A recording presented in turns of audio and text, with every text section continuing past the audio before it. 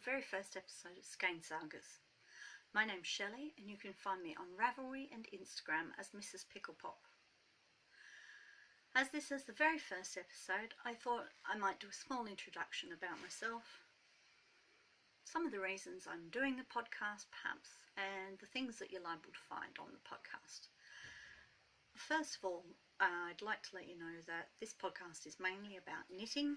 There will be a little bit of crochet on occasion, some sewing. I like to make project bags and various other things. I'm very much into the textile arts. I spin. I like to do some hand dyeing occasionally, and I think that's it. There will be other random miscellaneous shit thrown in and amongst it. There might be the odd bit of swearing, as you've just noticed. I'll try to keep that to a bare minimum, but it might happen occasionally, so I just thought I'd forewarn you. As you might be able to tell from my accent, I'm Australian. I have lived in the UK, in the northwest of England, for a very long time, and approximately 9 years ago now, maybe 10 years ago now, I came back to Australia, and I've been living in both Queensland, which is my home area, and more recently down here in South Australia in the city of Adelaide. I live on the outskirts of the city, so I've got lots of bush around me, and it's a lovely area. I share my house with my mother and my son, who is almost 21. So he's 20 years old. I share the house with those two and my dog Minnie, who is not here at the moment, but she will probably make an appearance at some point. I have been knitting since I was quite young. I learnt to knit when I was approximately 8 years old. My mother taught me the basics: cast on, cast off, knit, purl, those sorts of things.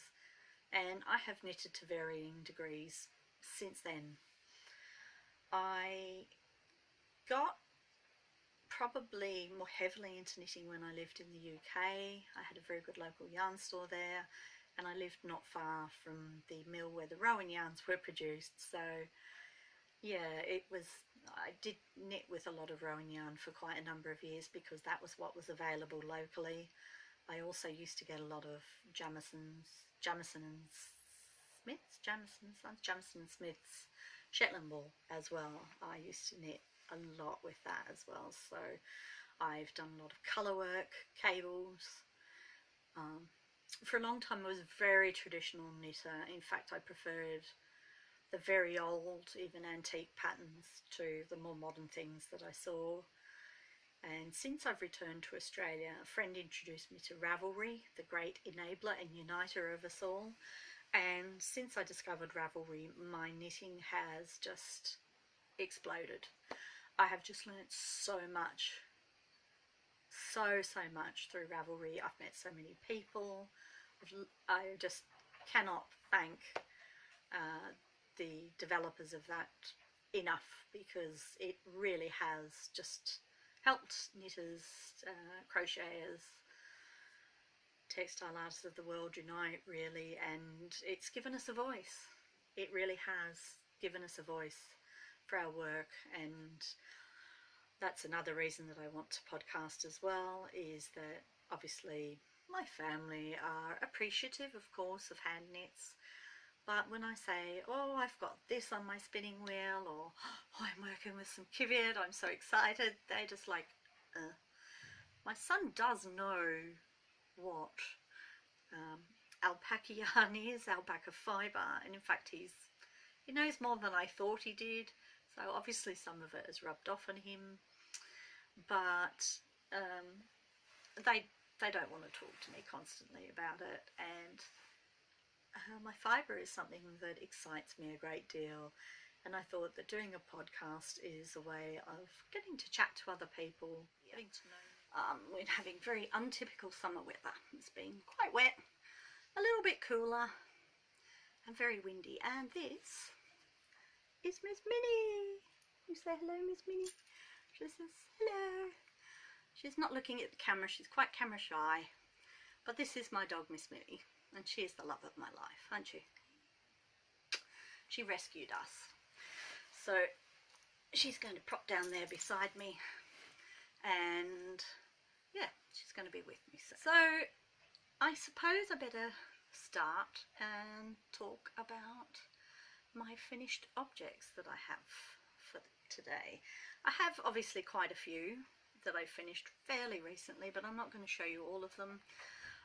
There will be a few that I will save for future episodes. As I said, it's summer here, it's getting to high summer, and we should be getting our hottest temperatures. We've already had several days that have been over 40 degrees Celsius. We've had a couple of 43s, and on days like that you really don't feel like knitting even cotton.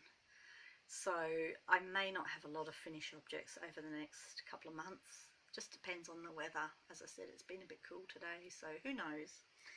But my first finished object is a very plain one indeed. It is the split back tank. As you can see, it's got a split in the back. This is knit in Bendigo Woolen Mills cotton. Don't like my book mini. In Bendigo Woolen Mills cotton. I believe it's a 4-ply, and it could be papaya or mango. I'm not 100% sure. I think it's mango, possibly. It could also be a discontinued colour. I've had it for such a long time now, I don't know. The pattern is by Pearl Soho, and I will try and insert a picture here of what it should look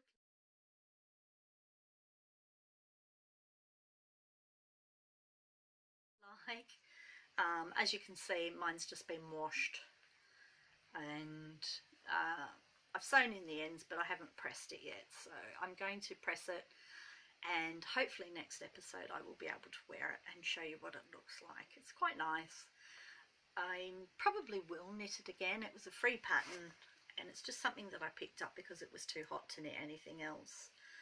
It flew off the needles very quickly because it's basically just, I won't say boring knitting, it's really boring, but it's probably fairly mindless knitting. It's stocking stitch most of the way up, and then it just has a single crochet edge, and you join the split at the top when you do that. I'll just see if you closer up. It's showing as very almost pink, I think, on the screen, and it is a little more orange than this.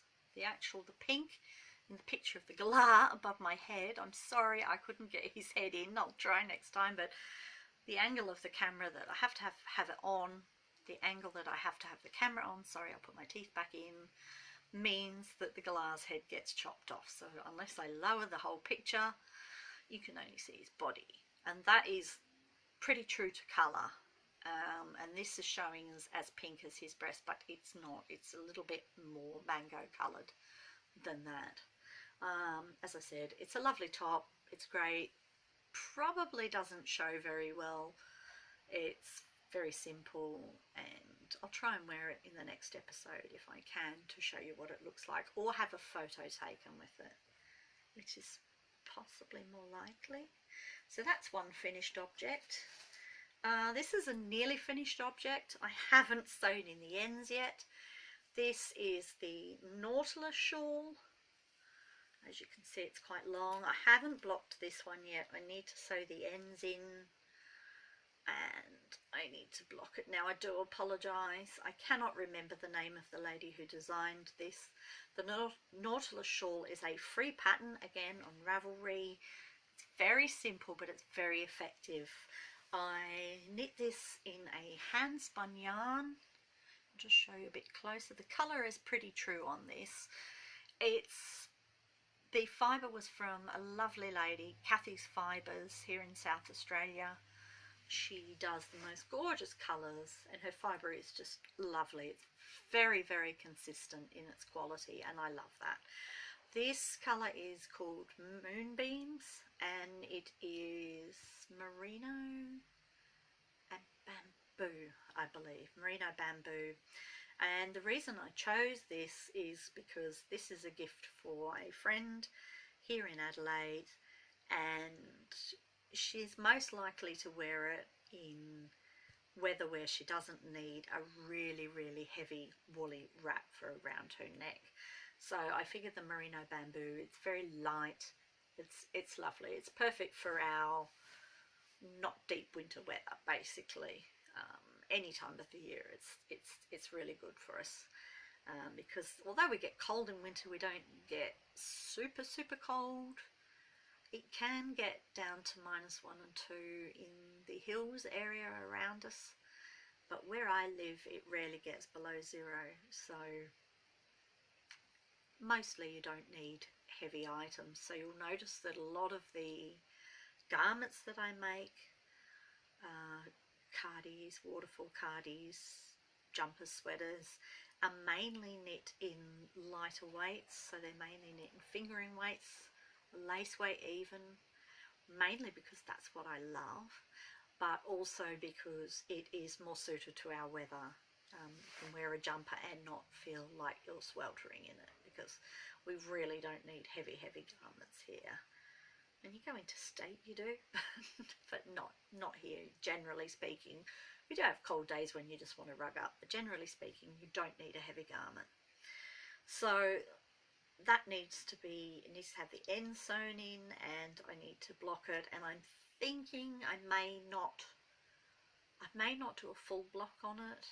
You can block these points out quite aggressively, and I've seen quite a lot on Ravelry that have done, but because it's liable to be never blocked again in its life, because I'm not going to do it again, I'm thinking that I may just do a damp and a steam block, just press it blocked, because I don't think Kathy's going to be bothered doing that herself. So that is my hand spun yarn. I don't know if I mentioned that. I really loved this. It was really beautiful to spin, and I love the colour. You'll notice the theme in my colours coming up soon. My final finished object for today's episode is a shawl that I made some time ago now. Excuse me, I'm just going to scooch up a bit. I made this a while ago now, but I really love this. Unfortunately, I can't wear it because the yarn that I made this item in is a vintage wool, which I was playing around with some hand dyeing. I wanted to do some speckles,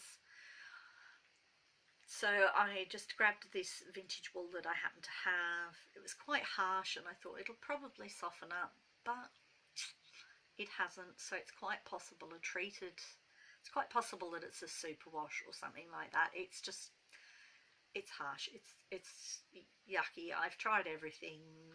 I've tried hair conditioner, all sorts.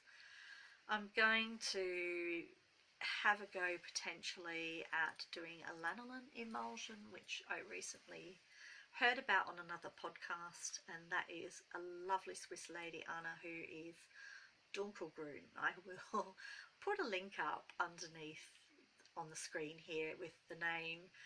I believe she only started podcasting last year. That's 2017. It's now January 2018 here.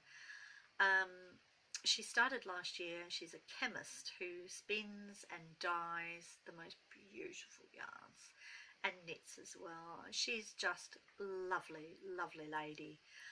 And she was saying about a lanolin emulsion on a podcast that I watched only this morning, and I thought that might be something I can try with this and see if it softens it as well, because hair conditioner is just not helping. But the reason I knit this up was because it was a test knit. The shawl is called Summer Breeze. It's by Jennifer Patterson, and she is to be found on Ravelry as Rebelicious. I will put all the links up on the screen here. And Summer Breeze is just beautiful. It's a beautiful shawl. I loved the yarn. When I dyed the yarn up before I decided to test knit the shawl, and I loved the colours. I did 2 different colourways, believe it or not. Yeah, 2 different. Actually, no, is this one?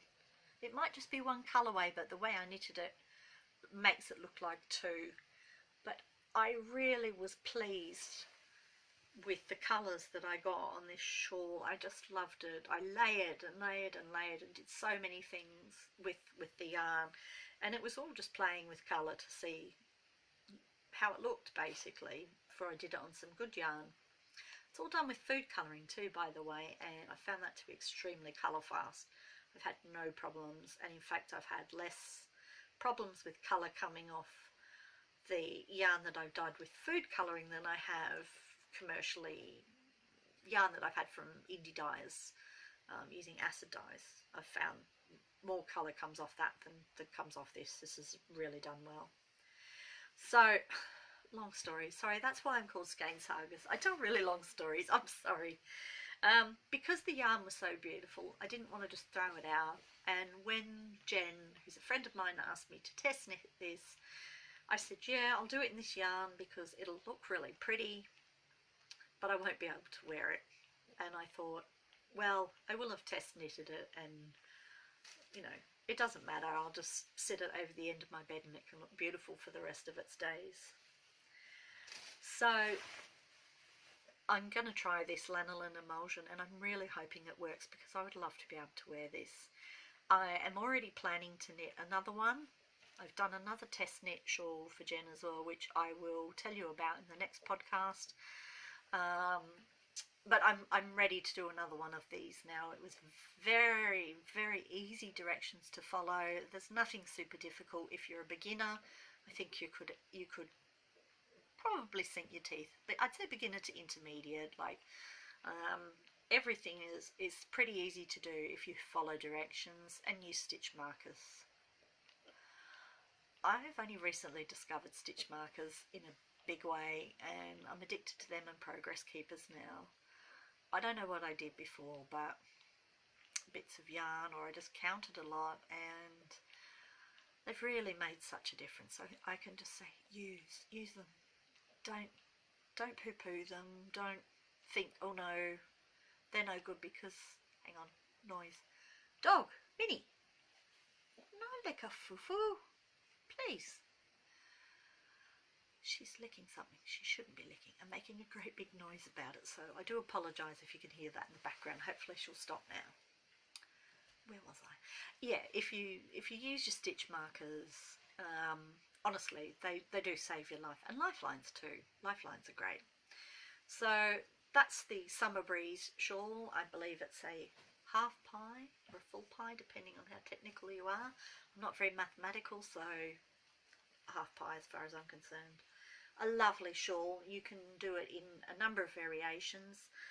I believe Jen has done it in a fingering weight held double as well, so you could do it in a double knit and make a really amazing snuggly shawly rug thing for yourself. But it's just a beautiful pattern. I'll just show you again the lace there, and then yeah, it's really pretty, and I want to do another one. I just haven't decided what colours yet, so yeah, who knows, I'll have to see. I have no vanilla socks on my needles at the moment. I'm not a big sock knitter. I'm not a big sock knitter, to be honest. I do knit them. I like to have a pair on the needles, as I said, even if it's just a vanilla pair, just to take with me. I always have a shawl or socks to take with me when I'm waiting anywhere. I pretty much knit everywhere. Everyone who knows me, I've usually got something in my hands. I'm usually knitting something. But I finished a pair before Christmas, and here's another saga for you. I was knitting a pair of socks for my son in Debbie Bliss Rialto, the luxury sock yarn, and I have to say, excuse me, where's my drink gone? Oops. Sorry about that. I just rescued my drink. I'd forgotten I had it there, and I think I've just dipped something in it. I was struggling. I was trying to knit this pair of socks, I'm not kidding you, for about 6 months.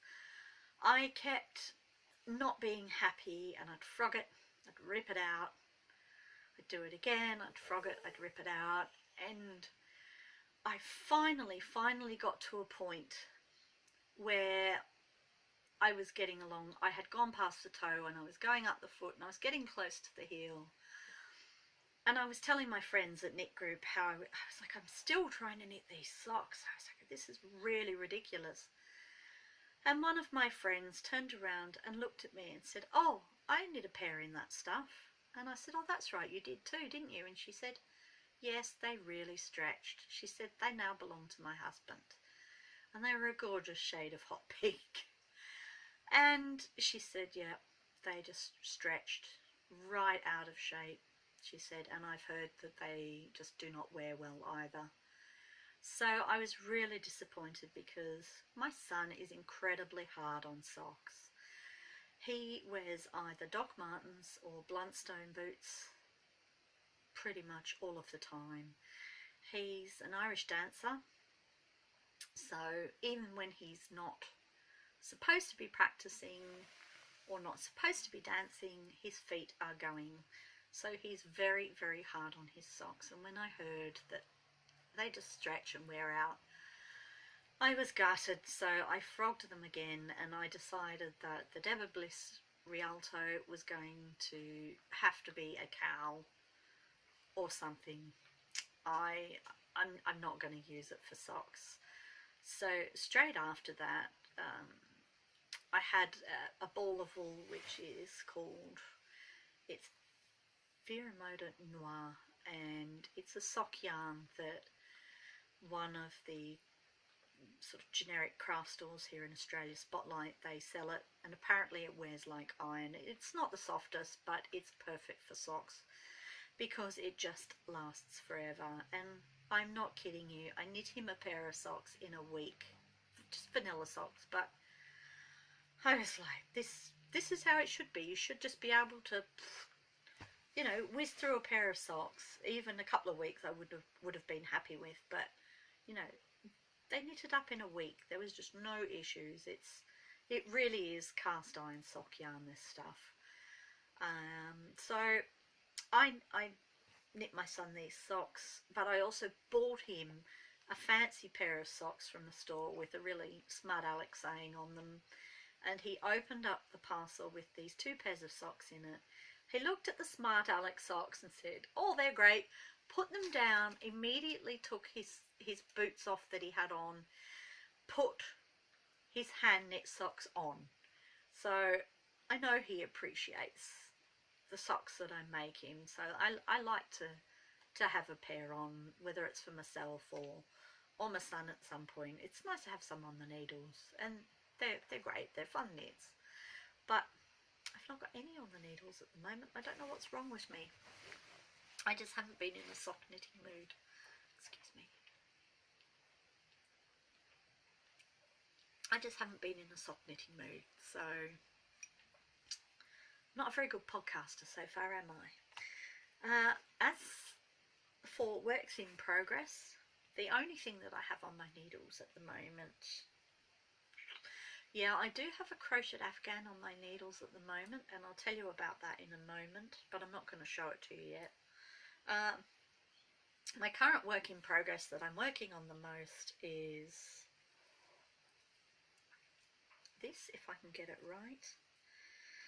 And it's a little bit difficult to see, and the colour is not showing up. It is a stunning mallard green. Don't know if you can see the curves in the bottom. No. I am knitting Toujours, which is by Hoki Locatelli, and I'm doing it in cotton, and this is Lang. I hope that's focusing alright. It's Lang, so it's a Swiss cotton. It is. I'll put my goggles on. It's Lang Yarns Fiorina, so yeah, Swiss cotton. There's about 115 meters to a 50-gram ball.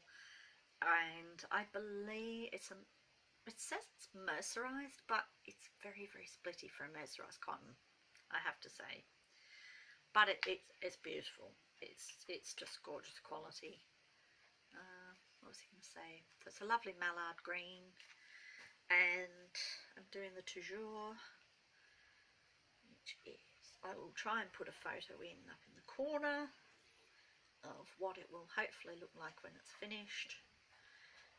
And I am knitting this when I'm not dropping stitches. I am knitting this on my Chow-goos. They are Chow-goo interchangeable, and they are the red lace. I love them. I love Chow-goo needles. Excuse me, I'm just going to have to hopefully edit that out. You don't see me scratching my nose, do you? These are my Chow-goo interchangeables. They are my go-to needle. I just love them. I love the sharp points. I love the slickness of them. Most of all, like, I love the cable. The cable's fantastic. It has no memory. It's super. It doesn't kink and carry on like a lot of other cables do. But most of all, I love the join. The join is so smooth. I've tried lots of other different brands of needles, and I'm yet to find a needle that has a smoother join as the Chow-goo do. So when I do my socks, vanilla socks, I like to do toe up, 2 at a time, magic loop, and I always use my Chow-goos for that. No, not always actually. Sometimes I use, I think they're called the Addy sock rockets. I have a pair of them as well, which I also use for my socks, but they're fixed, so the join is a little better than interchangeables. But these are my go-to needles. I'm hoping to get myself a set of the Chow-goo minis as soon as possible, because I like to knit in a lot of fine yarns. This is listed, this Lang Fiorina is listed as a double knit on Ravelry. It's probably a true double knit, as in a 6-ply. Double knit is never an 8-ply to me. 8-ply is 8-ply. In fact, 8-ply in the UK was traditionally an Aran weight. Seems to be an American thing that's taken over the world as far as calling double knit 8-ply and Aran weight as a 10-ply, but no. Aran sweaters were not knitted in 10-ply. They were knitted in an 8-ply traditionally. And double knit was always a 6-ply because it was double the 3-ply. See? And if you want to argue with me about that, you are welcome to. It's something that, it was just a tradition growing up. That's what it was. And when I lived in the north of England, where all the woolen mills are and the cotton mills, that's what it was. Double knit was never an 8-ply. Double knit was always a 6-ply. So this to me is a true double knit. Definitely a true double knit, and it's a lovely yarn. So as I said, I'm doing the Toujours by Jorge Locatelli, and that's my current work in progress. I'm contemplating, I feel like doing another shawl, but I just don't know quite what and in what yarns that I'd like to do that at the moment. I am, as I said, I'm doing a crocheted Afghan. That is in acrylic, and takes a lot of guts to say that. I am crocheting in acrylic. I don't like acrylic at all, but it has its place. I am a yarn snob, I have to admit. In this case, the reason that acrylic has a place in this Afghan that I am making for my cousin is because she lives in Townsville. Townsville is in northern Queensland, and they have a very, they have a wet season. It's very wet, very damp, and things rot very easily. They get mildew, mold, they rot, they disintegrate, and this Afghan needs to not only withstand the wet season, it also needs to withstand the children, her husband, my cousin, and it needs to be machine washable, even English. The Afghan that I'm crocheting for her is in the colours of the Indigenous Australian flag, and that is ochre, red and black. And when I show you the Afghan, I will go through the meanings of those colours as well, but I'm almost finished but not quite, so I think rather than showing you the squares, I'll wait and show you when it's finished. So yeah, that's going to go up to my cousin in North Queensland, so that's why that's acrylic, basically. It probably wouldn't happen otherwise. The next thing I'd like to show you is some spinning that I've finished. I have some sock fibre on the wheel at the moment that I'm spinning as an interim project. I have a spindlen that I am doing some Kiviot mix fibre on. I believe it's Kiviot, Cashmere, Angora and something else. I'll have to look and find the tag for that and hopefully show it to you another time. So I've just got some interim things on the wheel and the spindle at the moment. But this is some yarn that just came off the spinning wheel recently. It's not twisted very neatly, but it's just to show you the colours. And that was almost a combo spin, but not quite. It was a combo spin that was then done into a gradient spin.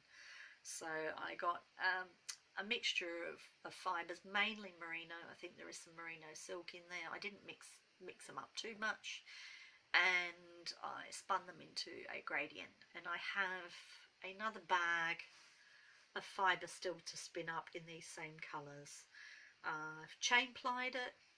I'm only fairly new to spinning and chain plying even newer. I started learning to spin in March of 2017, early March, when a very good friend gave me an e-spinner to try to see if it was any good, if I could do it.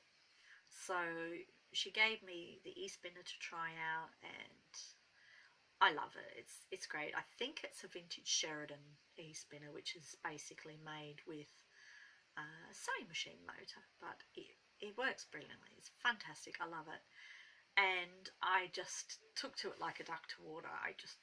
I love spinning, and I've since had a traditional, well, not a traditional, but a castle wheel, an upright wheel bought for me.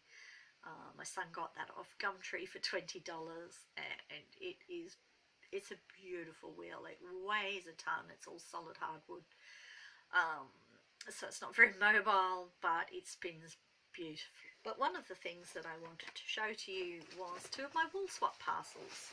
I have only recently discovered both wool swap and fibre share. I'm sure there are others out there, and I love it.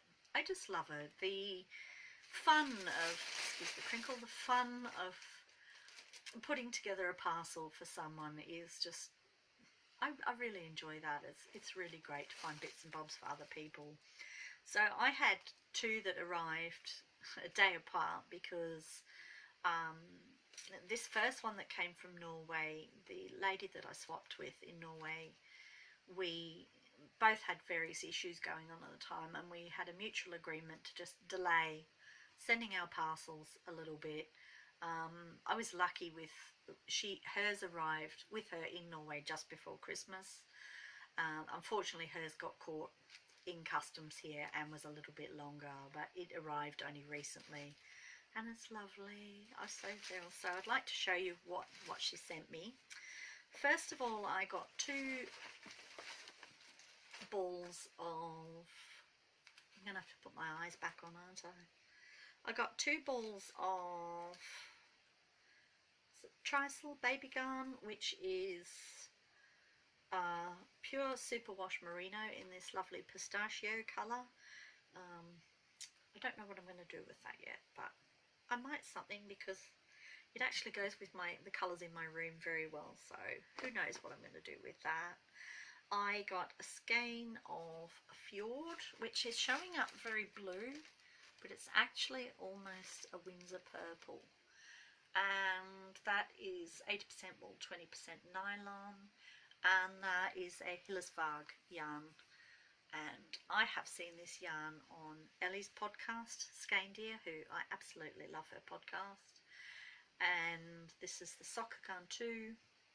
So it's a little bit heavier than a standard fingering weight, but I am going to make myself some special feet for winter with this. I might make some knitted slippers, because yeah, around the house in winter I don't like much on my feet anyway, so something like this might be really nice, and there's enough there to do that. pair of those. Then I got 2 skeins in different colours of Huldra, and that is, I believe, Hillesvarg yarn. I think that's Hillesvarg as well. Camgarn 8 yes, and they are beautiful. And again, that's quite a teal colour. It's a little bit bluer than it should be, and that one is probably slightly plummier than it's showing up on the screen. The colour that this is showing up on the screen is the colour that the other one is, and this one is very, very plum, and they're beautiful. I love doing colour work, but I'm not quite sure yet. They obviously, there's not enough contrast to do some colour work with those, but hopefully I'll do something with them. I may even see if I can order a contrast colour so that I can do some mittens or a hat or something. I'm really not quite sure yet, but it's lovely just to have such exotic yarn that is impossible to get here in Australia just about. And she included some washi tape that says I love surprises, which is great because I happen to be a fan of planners. This is my Kiki K rose gold leather planner here. So yes, the washi tape will be used in both my planner and possibly on some parcels that I send out to other wool swappers. And she sent me a lovely card, and one of my favourites is, it's a plastic seal ruler. How cute is that? I just love that, and that's probably actually a very good ruler for doing gauge with, if I do a gauge swatch, which I have a confession to make, I'm not very good at doing gauge swatches. I should, but I don't.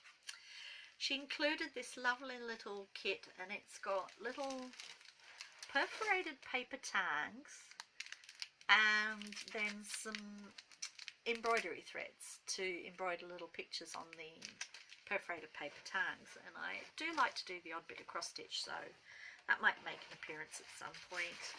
And then she sent me just a lovely notebook with constellations on it, which is you can see it matches my pillowcases. It's the perfect colour, and so that will be ideal for all sorts of things, because I use notebooks all the time. I love to fill them with all sorts of guff, various different things that I do. So that was my parcel from Norway, which was really lovely, and I hope that the Maria enjoyed hers, because yeah, I had great fun picking out goodies for herself. And the next one that I got the day after, which was truly amazing, came from New Zealand. You know who you are. This was amazing. I just, yeah, absolutely blown away from it. First of all, there's a lovely little bag that says do more of what makes you happy, and this is a perfect size for taking projects out if I don't want to take a bigger project bag, or if I don't want to take a cloth project bag. It's just really superb. It is. Now I'm just going to, I think, now included in my wool swap parcel, the bag came from the Museum of Otago Museum. Yeah, the Otago Museum shop. And also included is, you can't see in there, this amazing embroidered felt ornament. Now I do have the name of the bird, but it's on my phone. I'm recording on my phone, and I forgot to write it down because my show notes are non-existent for this podcast. They really are. There's like a couple of things scribbled down, so please don't expect show notes from me, because I can't guarantee it'll happen. What will happen is there is a group on Ravelry already set up for the podcast, where there will be general chit chat, and where if anyone has any questions, they are welcome to come over either onto Instagram or Ravelry, and I will be happy to answer any questions. I might ask a few too. But this is a bird native to New Zealand, and I really don't know how she knew it, but as you can see, I have a bit of a thing for birds. So this will go in pride of place because I already have a kiwi that my son brought back that is this revolting tartan thing. It's not really a proper kiwi, but this is just gorgeous, and I can't wait to put this up somewhere in my room.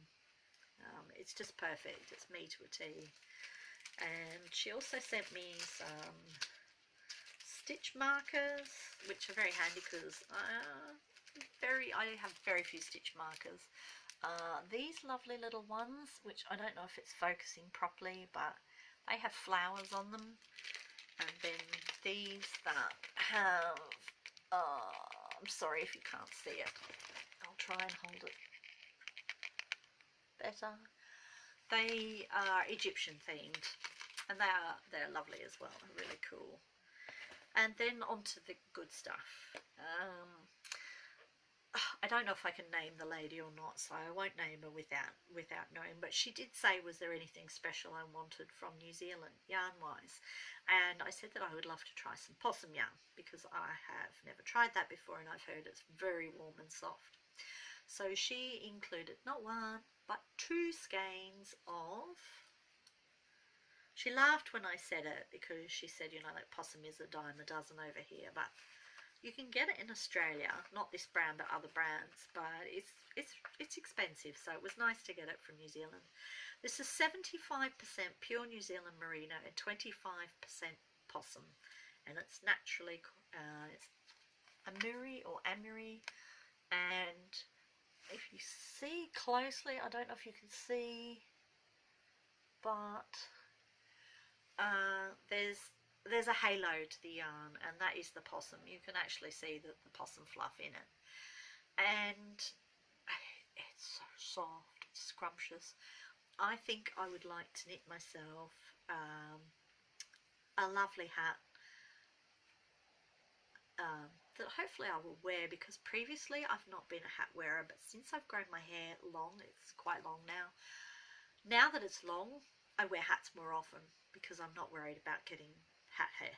It's like, it's not going to do anything to it. So I'm getting into knitting hats again, yay, and I'm really enjoying it. Sorry if it's a bit dark and shadowy here. It is late afternoon, early evening, so, but I'm home alone, so I'm taking the opportunity. So this is gorgeous, and I can't wait to knit up, and I think I'm going to do a hat of some description. I don't know what yet, and I'm thinking some fingerless mitts as well, because when I go across to the Australian Sheep and Wool Show, which is in Bendigo in Victoria, it is almost midwinter. It's very cold. It can be extremely cold over there. It's a very cold place. I used to live there, and yeah, it's cold. So last year when I went, I needed to borrow a pair of fingerless mitts because it was just so cold on my poor little hands. They didn't like it. So you'd think I was back in Lancashire again, wouldn't you? But it's amazing how quickly you adapt to the weather where you are. Then I got, the goodies are never ending with this. This is just, I love this. But this was a swap, so I don't feel as guilty as if I'd gone out and bought all this. So I'm trying to save up for a special holiday. This is from Meraki Studio in New Zealand, hand-dyed in Northland, New Zealand. And it says this is a grunge skein, which means anything goes. And it's a moss merino single HT, whatever that means, Aurora. So it's pure merino single, and it is just beautiful. Look at those colours, all the little flecks in it. Oh, it's just, and that is just divine. I love singles. I do love singles. I grew up with mum knitting Alafos Lopi jumpers for me in various patterns, and so I have a thing for Icelandic, Scandinavian, and singles for some reason because of that. It's scrumptious, and this is going to be something special for around my neck, because more than scarves here, I've recently discovered cowls, and cowls just really are so easy to wear and light and lovely, perfect for our weather.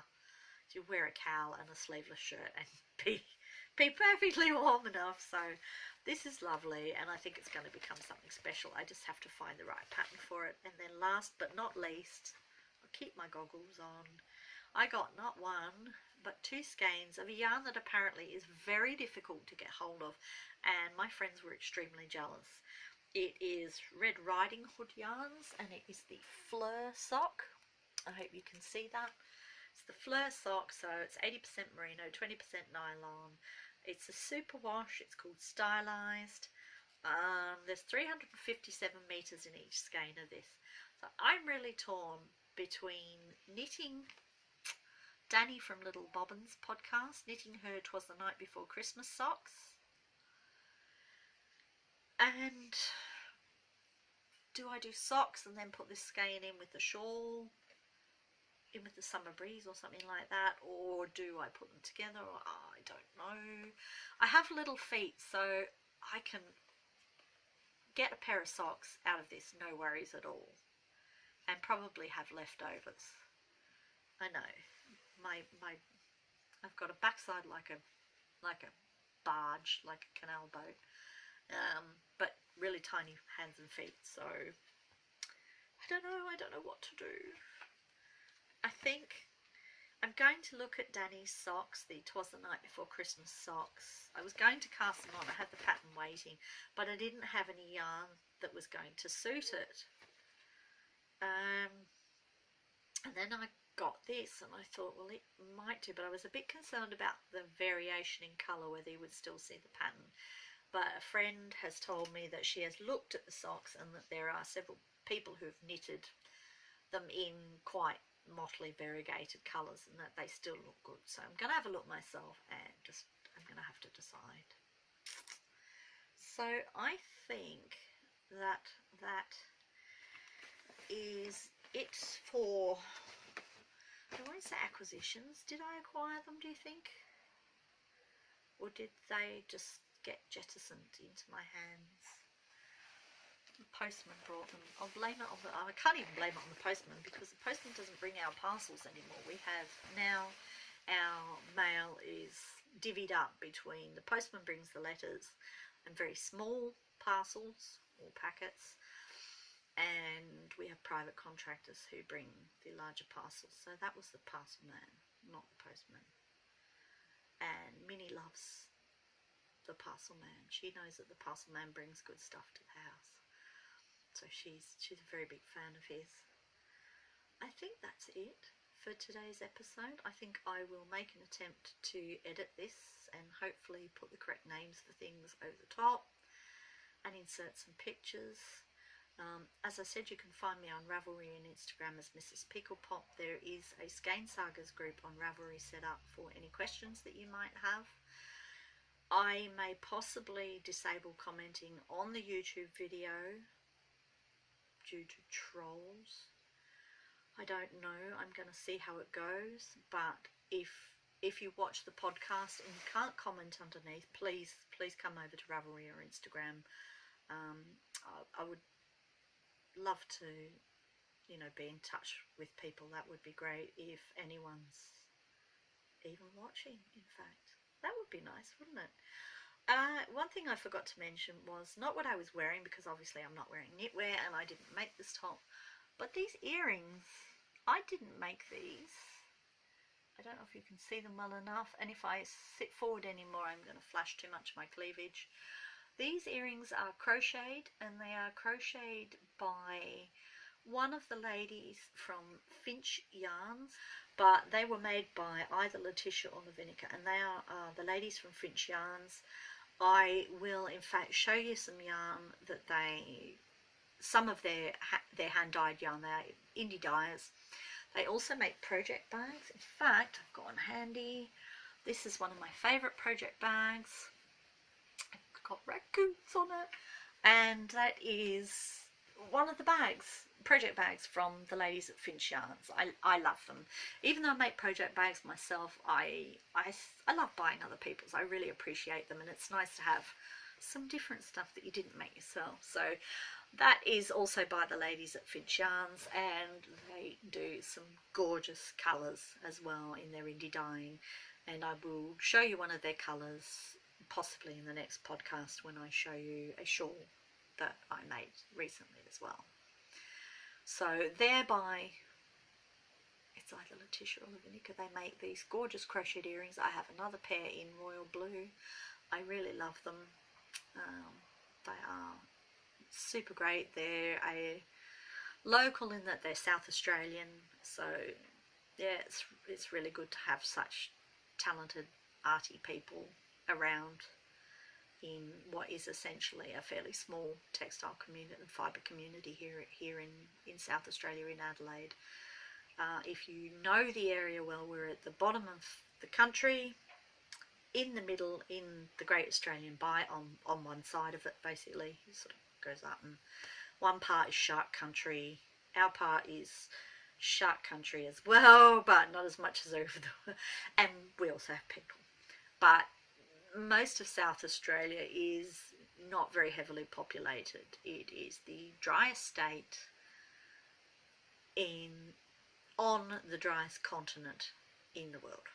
So that's why I get excited when it's summer and it's raining, because we really appreciate our rain here. So yeah, these are by the girls at Finch Yarns, and I think that's about all. Oh, I'm going to add some photos in a slideshow at the very end here, and they will be, some of them are taken, and I'll note which ones are taken where. Some of them were taken at one of the local wineries here, which is just up the road. That's Glenewan Estate. I went there for a wine tasting, not a wine tasting, no we didn't, we did taste wine but not a wine tasting. We went there for a tasting platter and some wine recently, just for an afternoon thing, and that was really lovely. And I took some photos, and I thought I'd put them in at the end of the podcast so you can see some of the things. Now, I hoped I haven't babbled too much. I hope I've made sense. If I don't, I apologise. If there's anything I have cut off halfway through, I'll hopefully realise that when I'm editing. But if I don't, I can only apologise. Just shoot me a message and let me know. I do sometimes just completely forget what I was doing in the middle of things, which is why I should have written some more show notes. So hopefully for the next podcast I will be much more organised, and hopefully not boring. Yeah, so take care, enjoy whatever you're doing, happy knitting, happy crochet, happy fluff basically, and I'll see you soon.